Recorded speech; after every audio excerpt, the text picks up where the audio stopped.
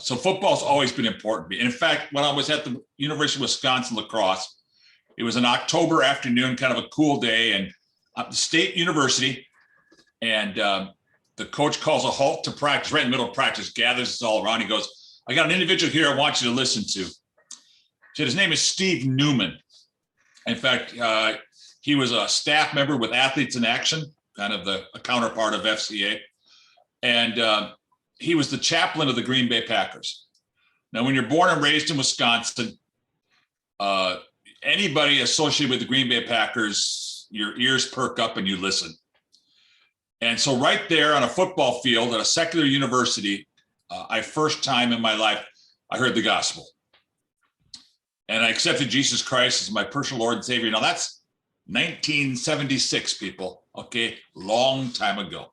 But again, God brought my two great loves together, love for football, and he created in me a love for him that's carried me, low these many years since then. And so anytime I have a chance to encourage coaches, I take the opportunity, because there was a coach, very, very successful coach. In fact, he's one of the top 150 coaches in college, even though it was a D3. Roger Herring stopped a practice and invited a chaplain in to talk to us so that I could discover Jesus. And that's how I know the role that a coach can play in the lives of young men and young women. It's invaluable, the role that we get to play, and it's a privilege. And I do echo what Mark said earlier. I've spent a lot of years since 1988. I've been pastoring or working at colleges or schools. I've coached 10 years as a head coach, 7 years as an assistant. But I've had more effective ministry, really long-lasting results from my coaching career, actually more than I have all my years of pastoring. I probably have seen more young people saved because of my involvement in their life as a football coach. More than half of my Facebook friends are athletes that I coached. And so it's just, coaching is so precious. It allows us to really speak into people's hearts. And I'm really excited about having the opportunity to do this today, just to pour a little bit into you. As Mark asked me what I wanted to talk about. I said, well, I really only know two subjects, God and football. I used to think when I was really young that I knew something about marriage, but the older you get, the longer you're married, you realize you really don't know anything about that.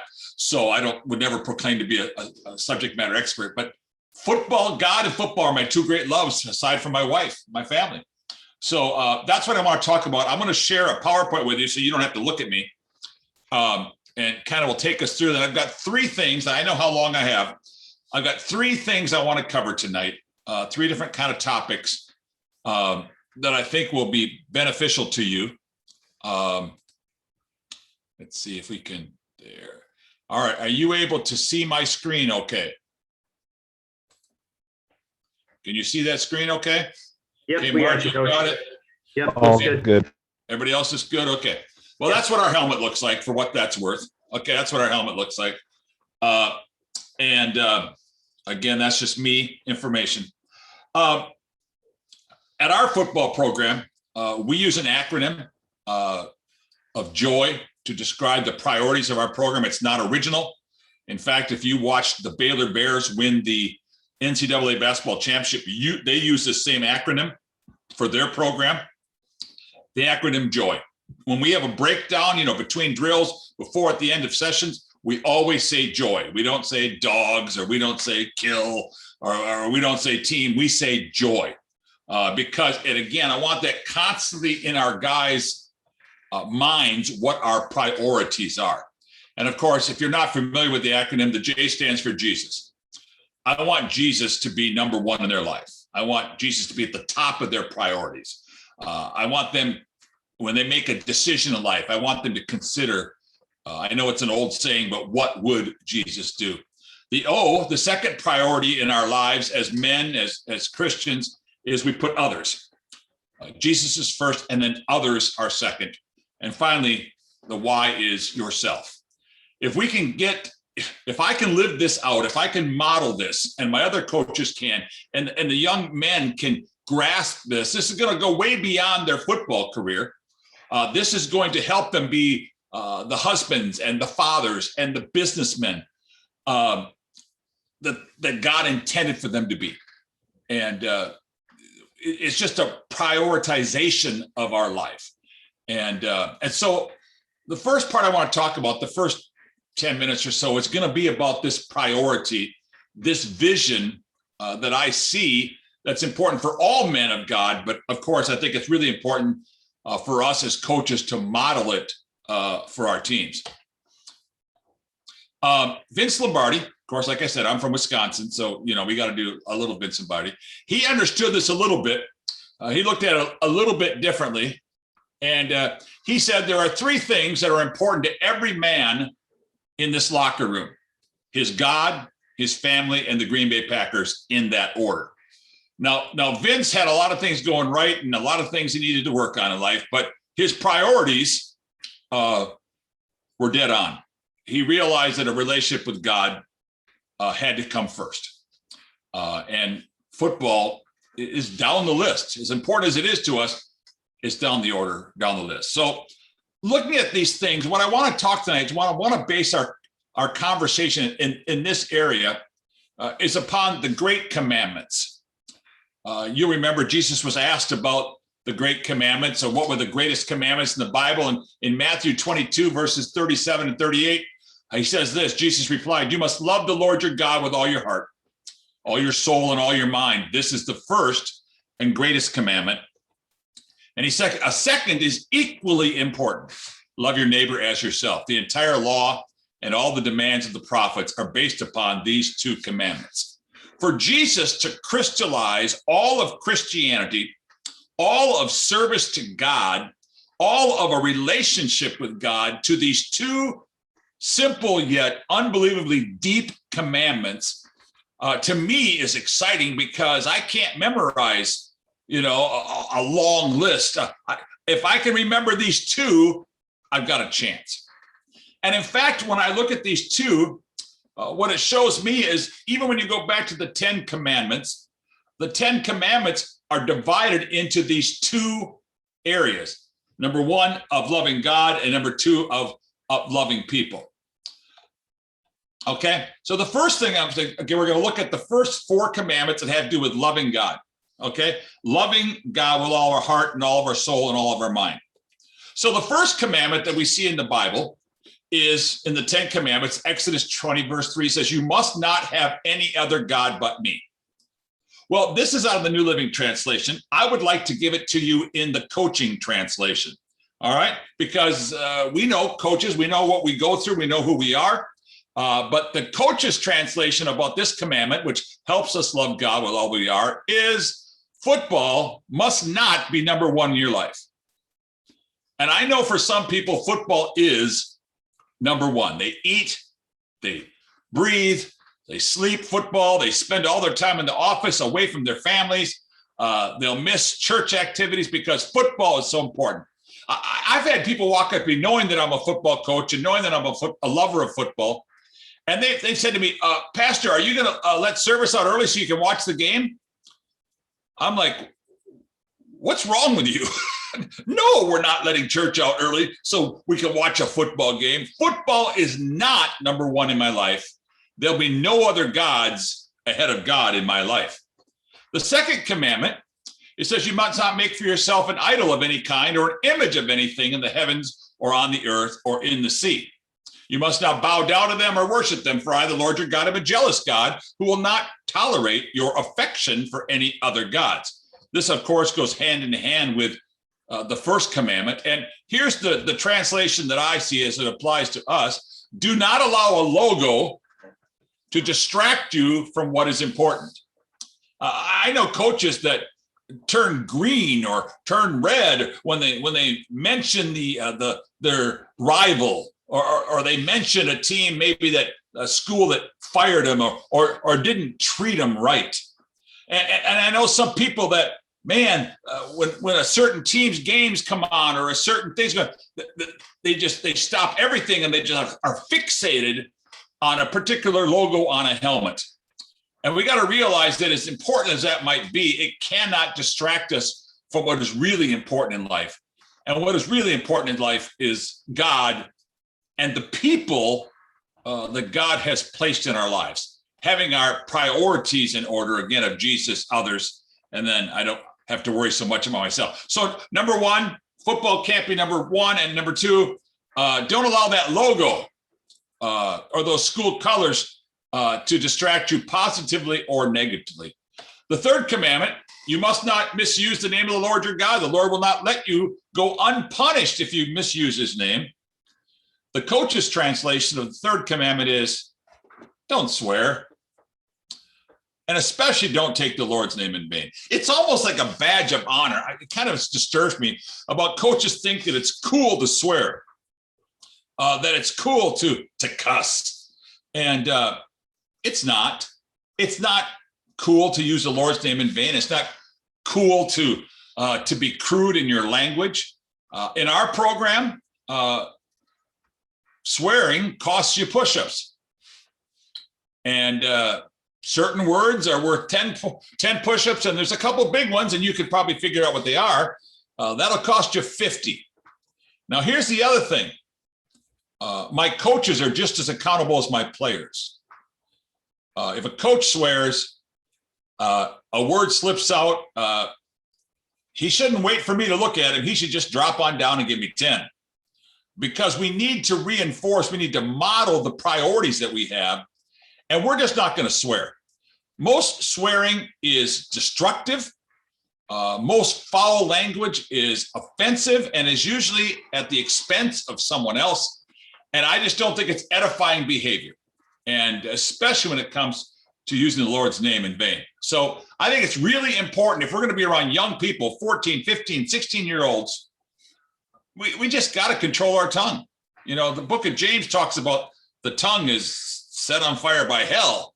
And if you go to coaches meetings or go to coaches conferences or seminars, that's pretty readily acknowledgeable that there's a lot of tongues that have been set on fire by hell itself.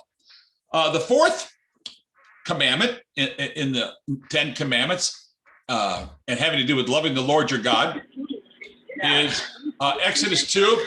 It says, remember to observe the Sabbath day by keeping it holy. You have 6 days each week for your ordinary work, but the seventh day is a Sabbath day of rest dedicated to the Lord your God. Our translation, take a day off. You need it, and God demands it. Take a day off. About 16 months ago, I had a massive heart attack. Mike Bartell was in Orlando when I took my trip to the emergency room. Wasn't supposed to make it. My doctor, my cardiologist said they've never seen anybody with as bad a heart function as I have, with the amount of damage that I have that made it. In fact, since then, my heart function is basically back within the normal range. But I really believe the reason it happened is because I just never took a Sabbath. I took pride in my working all the time, 7 days a week, wraparound weeks. And I really believe in my heart that it opened the door for the devil to attack my physical being because I was disobedient to the word of God. Now, I know that there's scouting to do and there's filming to do and there's film breakdown and there's coaches meeting. And you know something? Take a day off. Give your coaches a day off. The word of God says, take a day off. That's the coach's translation. Commandments 5 through 10, I'm going to go a little quicker through those. Those are a little more easily acknowledgeable. But it says this, as we said, the second commandment, love your neighbor as yourself. Commandments 5 through 7, honor your father and mother. You must not murder. You must not commit adultery. You must not steal. You must not testify falsely against your neighbor, lie about your neighbor.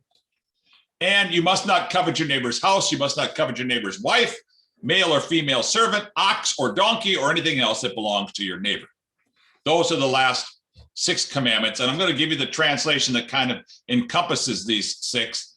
Be nice, be kind, and be satisfied. Be nice to people. I mean, the golden rule says treat people the way you want to be treated. Most of us don't want to be stolen from. We don't want somebody to try to kill us. We don't want somebody to commit adultery with our wife, lust after our wife. Play well with others. Have a kind word. Be generous. Love your neighbor as yourself, and to be satisfied. Have you ever run into that coach? I know it's none of you guys, but that coach that's never satisfied. He's always got an excuse. If I just had the athletes that school had, or if I just had the budget that school had, if I just had this and that, and hey, take what you've got and use it to the best of your ability. That's all you can do. Be satisfied. So that's kind of an overview of how I look at the 10 Commandments in relating to me as a coach to kind of keep my perspective. But it comes down to those two great commandments that drive everything I do and try to have our team do. And that's love the Lord your God with everything you got, and then love people. Amen. So that's the priority. That's the God part of what we do, getting our priorities of Jesus, others, and yourself. The next thing I want to talk about is a leadership model that I had to develop for a class. And it's kind of, this is an original. Now, this is called the D2P2 coaching model. This could be the D2P2 missions model, the D2P2 sermon model, leadership model. It's very, very flexible. It works for everything. But today we're going to talk about in light of coaching. And this is how kind of the nuts and bolts of how I run my program, how I run my team. And it's based upon 2 D's and 2 P's. The first D is to dream, and that's the vision stage. The second D is to draw, and that's the planning stage. The first P is practice, and that's the preparation stage. And the second P is to perform, and that's the implementation stage. So it's D2, P2. I want to look at these, and I don't think this is earth-shattering. I'm sure this is stuff that you're doing on a regular basis. I really believe the Lord supernaturally dropped this into my mind. It helps me be organized with my time, which is really important because, you know, what we're doing as coaches can take up a lot of time. So I want to look at these 4. This is the second phase of my little talk with you, the D2P2 coaching model. So we start out with the D1, which, as I said, stands for dream. Okay. The dreaming stage, or the vision stage, involves, first of all, knowing where you are, who you are, and what you are. You know, if you put a destination into your GPS, that's only half the battle, isn't it? Because what you have to have is not just the ending point, not just the destination. You have to have a starting point. All right. And that's where this first step comes in, knowing where you are. If you don't have a keen awareness of your strengths and your weaknesses, your surplus and your liabilities, it's going to be tough. I know some people that live in not in a dream world, they live in a fantasy world. You know, the kid, he's 6'1" post player and tells you he's going to go to the NBA. Probably not going to happen. So part of what we get involved with the coaches in this dream stage is self-scouting and ability awareness. You know, my offenses are pretty much known. We're spread, pistol, no huddle. I've been doing that for a long time, since 2001, when I first started head coaching, when not too many people were doing it. So I'm kind of known for throwing the ball around, high scoring offenses. But within 2 years, when I was coaching Nevada, 1 year I had a 3,000-yard throwing quarterback. The next year, I had a 1,700-yard running back, mostly because the quarterback I had couldn't throw. He threw worse than I do. And so the ability to know what you have and who you are and where you are is a huge part of this dreaming process, because you can't go where you want to go if you don't know where you are.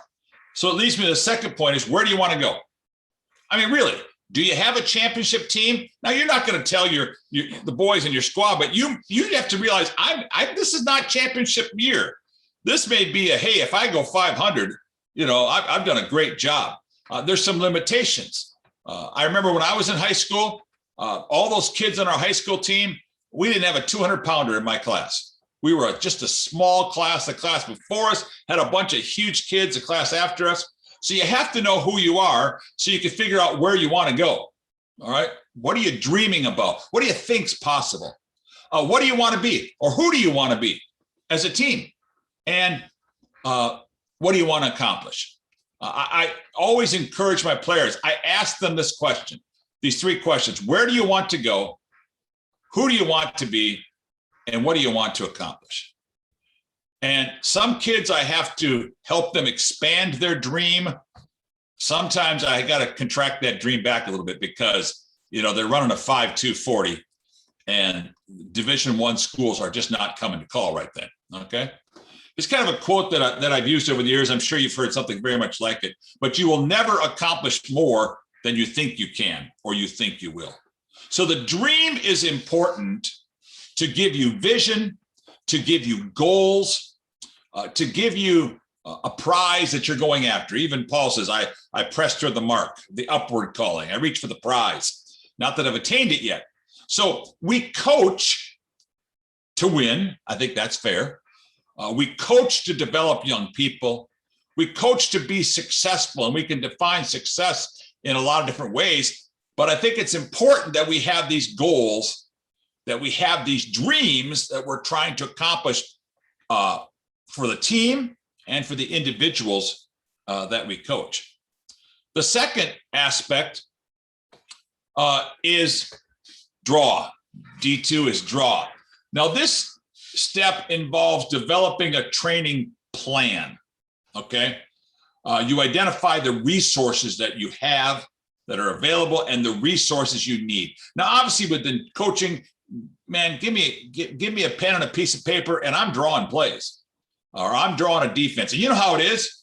The last one with the pen wins, because if you draw a defense, I can come up with a play to beat your defense. But if I draw an offense, you can come up with a defense. So drawing is just part of what we coaches do. We're always scribbling on a napkin or something, or on something, a play or a call, or we're trying. And a lot of times we go to clinics, and there are a lot of times about particular plays or particular strategies, formations. I know that next week, Coach Dustin is going to talk about ROPs.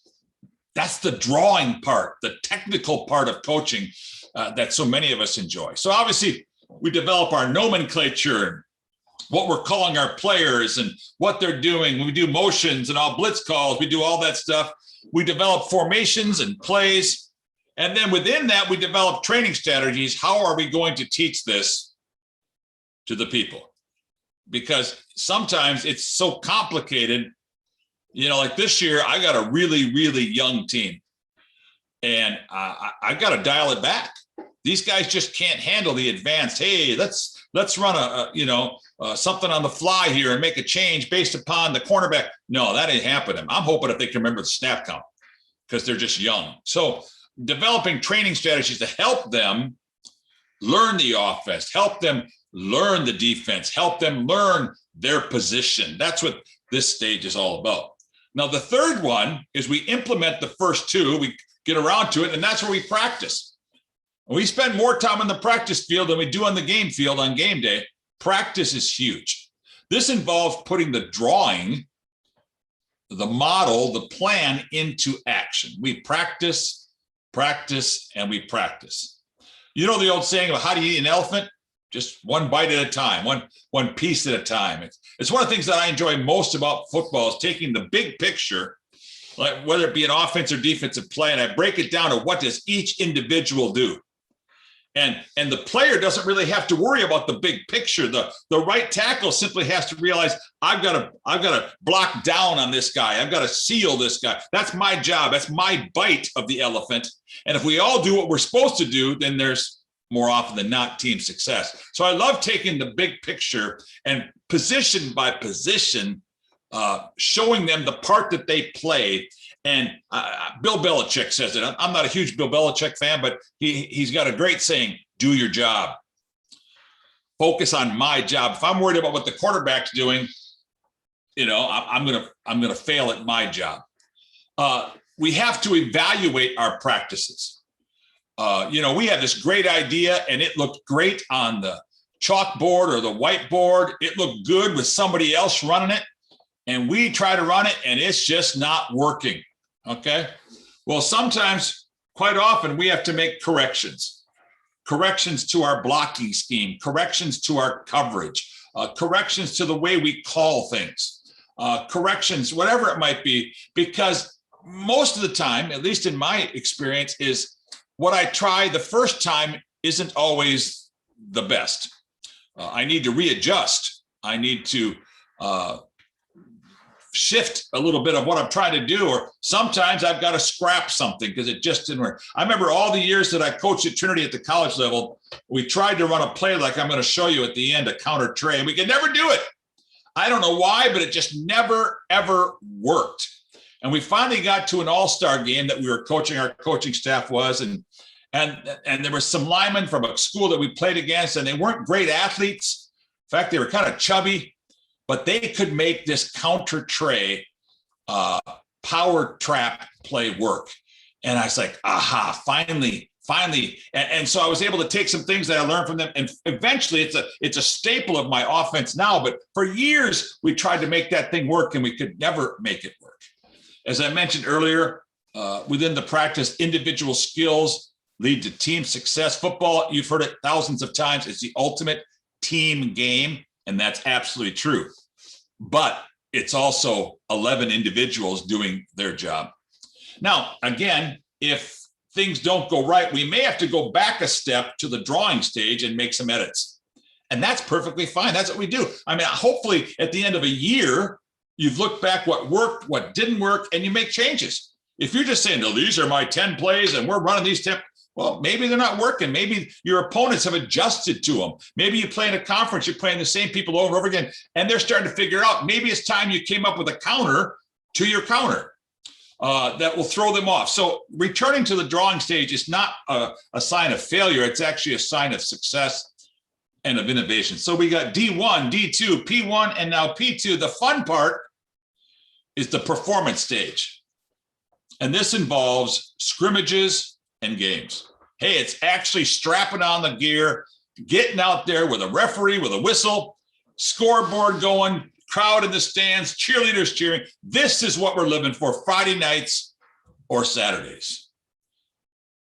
Now, of course, within that performance, when that performance is done, we need to evaluate that performance, or else we're wasting an opportunity for growth. We're wasting an opportunity for personal and team development. So some of the questions we have to ask is, were our outcomes accomplished? Now, if your only outcome that matters is win or loss, that can be deceiving. You may have played a bad game.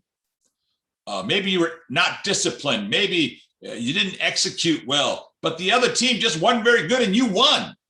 And so if winning is the only outcome that you judge your program on, that can be deceiving.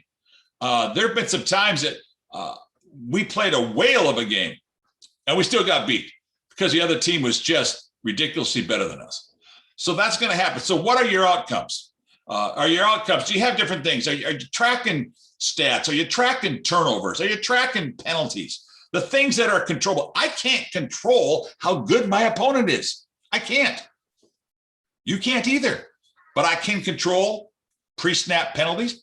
I can control, to some degree, turnovers. I can control my use of the clock.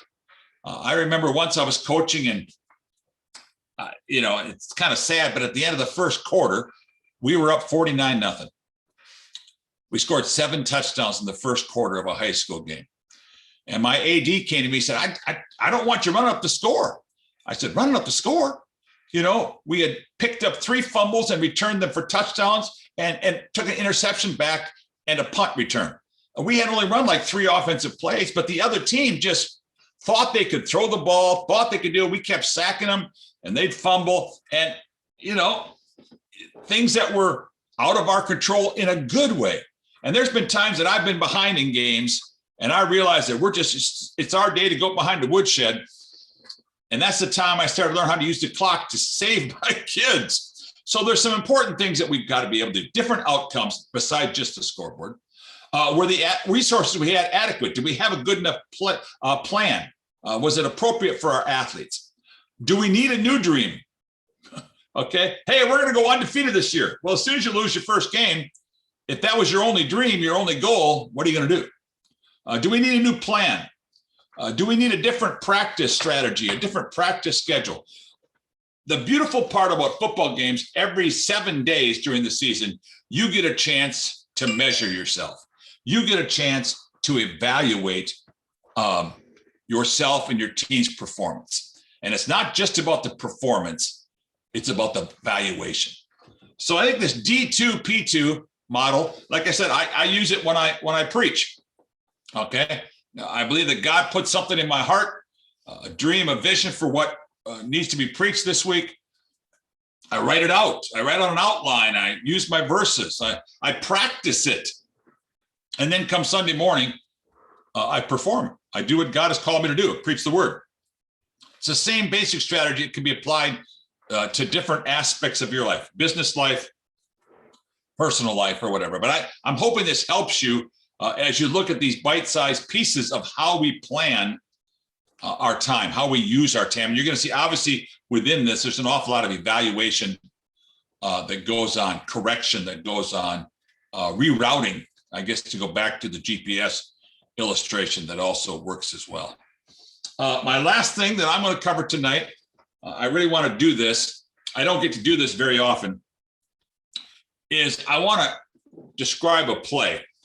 Now, I don't think I'm going to be able to do, I'm going to try. We'll see if it works here. I'm going to try to use a pen here. I'm hoping this shows up on you. This is a basic play of our offense, and I don't use a lot of fancy nomenclature. This is simply called blast right. This is that counter trade that I was talking about that was so popular way back, went way back with the Washington football team, we'll call them. Blast right, one of the things I like about my offense is, which is, again, 4 wideouts or 5 sometimes, shotgun, pistol, is the fact we can still run a power offense, bringing extra blockers to the point of attack. I have not been blessed very often with 6'5", 280-pound tackles, 6'2", 300-pound guards, 6'1", 250-pound centers. No, I usually have smaller kids. I've coached at smaller schools, and not always are those kids the most athletic kids in the world. But we're not just going to line up and play smash mouth football. But I do think that having a power aspect to your game is hugely important for your kids and for the other team to realize you're not just soft. You're not just going to throw the ball. You're not just going to use trickery. You're not afraid to run the ball. So I'm going to try on here with this little red pen, just to give you a quick, you've seen this play before, but it's just my favorite play. And, Mark gave me 45 minutes, and so I'm going to use them. He'll talk about me afterwards if it wasn't a good thing. But it's a very simple play. But that year that we had the 1,700-yard running back, and that was in 9 games, by the way, we probably ran blast right. I'm not kidding. Over 50% of our running plays was this one play. And it could be blast left, but we had the pullers to go to the right, so we did it a ton. And even if the team knew it was coming, they'd call it out. It's just really hard to stop. Well, the way this play works is it starts with the offensive lineman on the right side, and they all simply have a down block. Okay? We never tell them who they're going to block because we don't know how they're going to line up, do we? Okay? They're just going to block the first guy to their inside. The priority, of course, is on the line of scrimmage. If there's nobody to the inside of them, then they'll climb to the next level. So what we're doing is simply trying to seal everybody inside. And then what we do is the guard pulls. Ooh, wow. Oh, that was horrible, wasn't it? He got out of bounds, came back in. My hand fell off. He is going to kick out the last man on the line of scrimmage. All right. And then the backside tackle is going to pull and lead up through the hole, most of the time looking inside. the receivers run their guys off. So there's not really anybody out here. Okay, this is a offshoot of the old Green Bay Packer sweep. I don't know if you've ever seen the video of Vince Lombardi describing this. He's on a chalkboard. He said, what we're trying to get is a seal here and a seal here. And we want to run this thing up in the alley. And that's what we're trying to do here. This is our gap right here. We're going to run it. Now, what happens here is we have a dive look over here. Quarterback meshes and reads. He reads this defensive end. Oh, I guess I'll put him here. This defensive end. If that defensive end comes down following the tackle or to attack this guy here, the quarterback will keep the ball and go. If the end stays home like he should, then he's going to give the ball to the running back here, who cuts back, follows that tackle, and he's up through the hole. Okay? I can't tell you how many times I've watched this play from the sideline, and our running back is gone. He's wide open. And then I realize he doesn't even have the ball, because our quarterback, he gives it so often that when this end crashes down trying to stop it, the quarterback keeps the ball and he's just gone, because they've seen this play and everybody flows and flows and flows. And the quarterback is often just walking down the sideline by himself. So we simply call this blast right. It's a down block, a kick out by the backside guard. The backside tackle leads up through, and we create the seal inside, the seal outside, and we run it right in the C gap between the tackle and our slot receiver. It's my favorite play. I just call it over and over. In fact, we used to call it, when I was at one school, our bread and butter play. And we just ran it and we ran it and we ran it. And it's just my favorite thing. So that's why I shared that with you, just so I shared a little football. Although, as you can see, drawing on a PowerPoint demonstration is not a marketable skill for me. Anything else? All right, we are stopping